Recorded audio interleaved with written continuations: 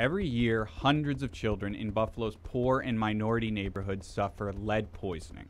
Their lives and their futures are irrevocably damaged. And for years, even decades, City Hall has failed to act. Historically, the city has often failed to enforce its own laws regarding lead exposure in children. Consequently, within our community, thousands of children have been permanently injured by lead exposure. That's finally starting to change. The Common Council has passed legislation that gives inspectors the power to enter rental apartments and check them for lead paint. Landlords with contaminated units will be barred from leasing them. It's a huge step forward. But it's not as big of a step as it could be. There are some 36,000 one- and two-family houses in the city built before lead paint was outlawed in the 1970s.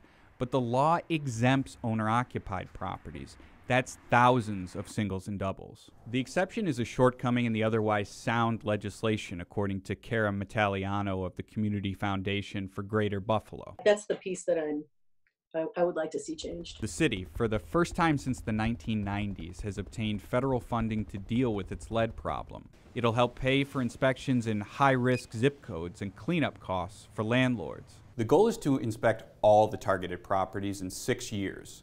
That's ambitious, given the ongoing pandemic and the already precarious state of the city's finances. Ridding apartments of lead paint is costly for a typical unit, $12,000, give or take.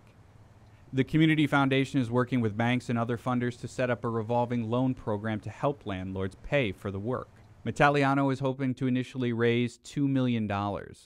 That would cover a fraction of the units that require remediation. Is this going to cure the problem? No. But does it create a more proactive system? Yes. For Channel 2 News, I'm Phil Gambini with Investigative Post.